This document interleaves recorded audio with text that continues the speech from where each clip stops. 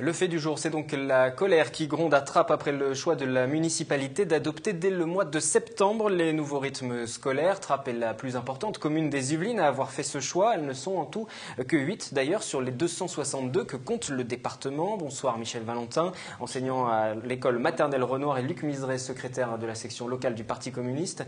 Et merci d'avoir répondu à notre invitation. Je précise que la municipalité était conviée ce soir mais qu'elle n'a pas donné suite à notre demande. Vous allez nous expliquer pourquoi vous êtes contre cette réforme, cette mise en place dès 2013. Pour l'instant, retour sur cette réunion qui s'est tenue hier soir sur la commune. La ville de Trappes avait prévu une réunion publique de restitution des travaux, mais le maire a préféré y mettre fin après quelques minutes. Julie Rocha-Suarez et Elodie Moine pour les images.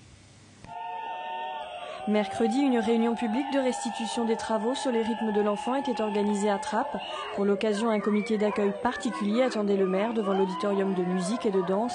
Plusieurs centaines de manifestants remontaient contre la mise en place de la semaine de 4 jours et demi dans les écoles de la commune dès 2013. À l'intérieur, le climat est tendu. On vous a adressé des pétitions, monsieur Valentin.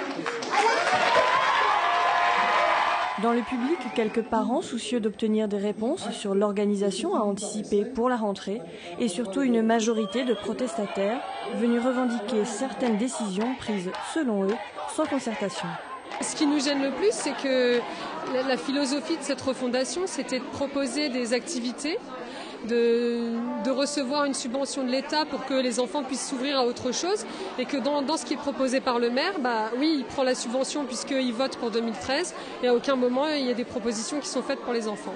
Ce que j'aimerais, c'est qu'on ait le temps de discuter, qu'on ait le temps de se concerter tous ensemble autour d'une table et qu'on prenne les décisions en resituant, en remettant l'enfant au centre des débats et non pas uniquement des points techniques ou financiers.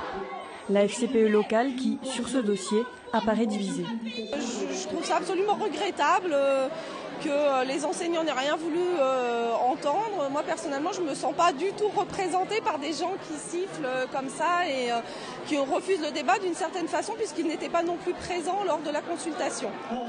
Après 5 minutes de présentation des travaux de la consultation par un agent municipal, le maire décide de mettre fin à la réunion.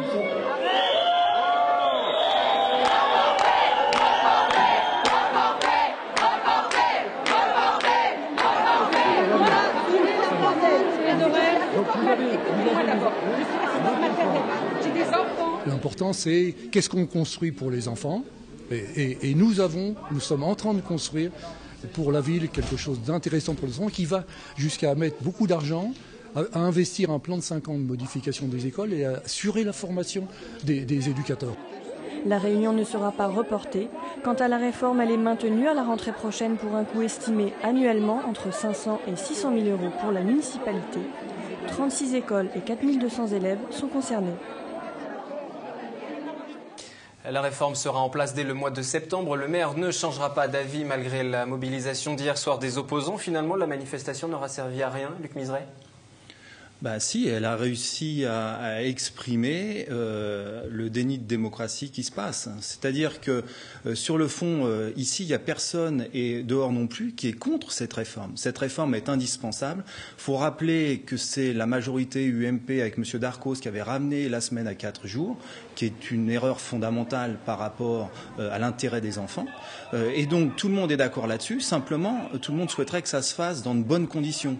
Or, aussi bien le ministre Vincent Peillon n'a pas consulté suffisamment. Alors, on nous dit, si, il a consulté. Oui, ils ont consulté. Nous, on dit, quand on veut qu'une réforme réussisse, parce que l'objet, c'est bien ça, il faut chercher à associer le plus largement possible les parents d'élèves, les enseignants, également les animateurs municipaux qui seront en charge de toutes ces animations sur ce temps libre qui sera dégagé. Et les gens qui seront amenés à intervenir sur ce champ-là.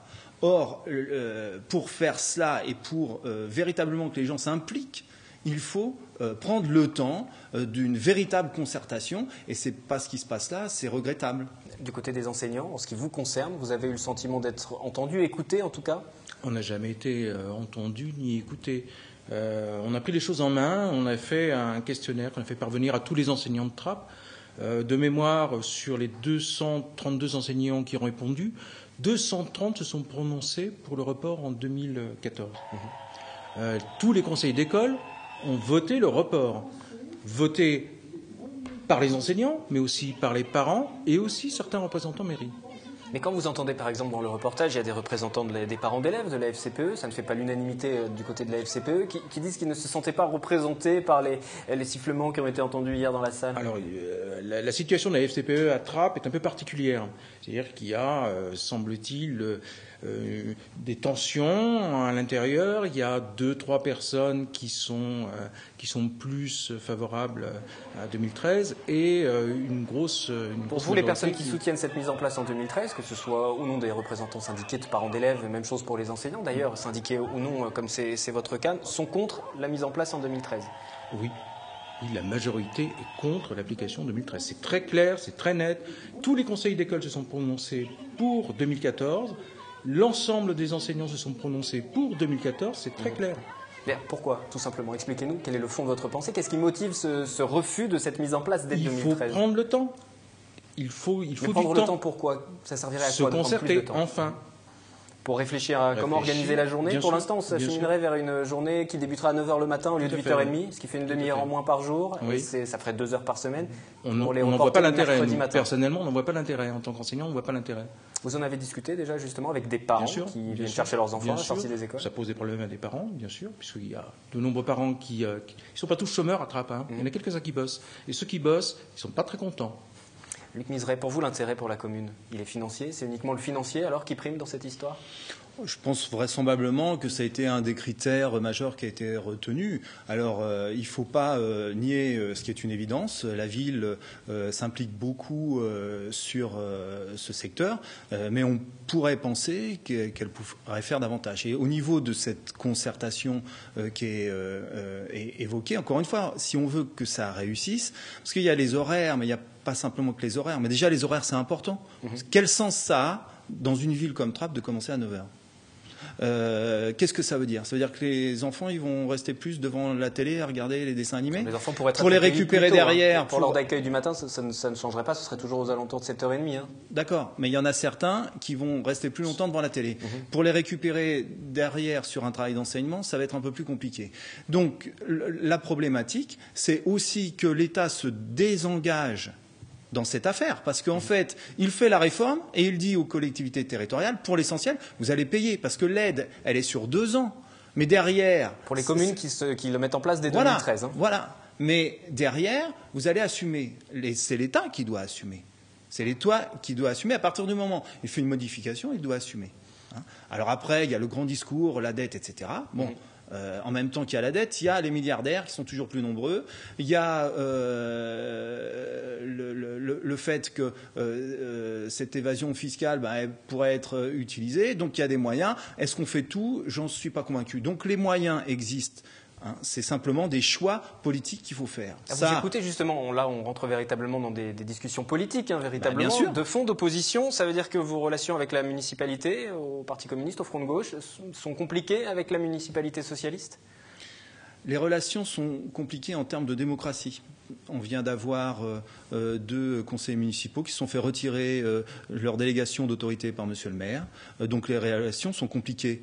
Il n'enlève rien au fait qu'il y a un engagement de cette municipalité dans le cadre de l'éducation. Simplement, nous, on pense que ça pourrait se faire d'une autre manière et que Trappes est composé de beaucoup de jeunes et de jeunes enfants et que ça mérite qu'on s'y attache d'une manière un petit peu différente. Si on veut que cette réforme réussisse et elle est faite pour réussir, il faut prendre le temps d'installer correctement les choses.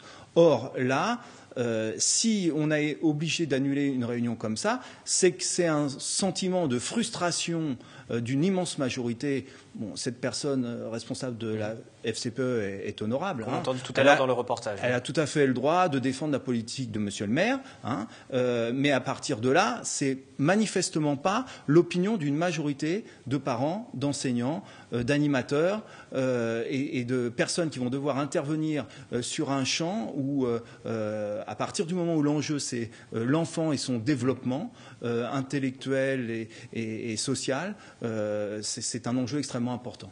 Vous étiez mobilisé hier, aussi bien avec le Parti communiste, des représentants politiques, que des enseignants tout simplement, qui sont venus se mobiliser lors de la présentation du projet par le maire. La suite de votre action maintenant, ce sera quoi? demain une assemblée générale. On espère être encore plus nombreux.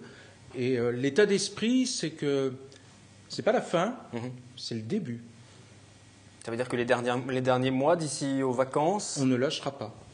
Vous voulez que ce soit reporté en 2014 ? On ne lâchera pas, tout à fait.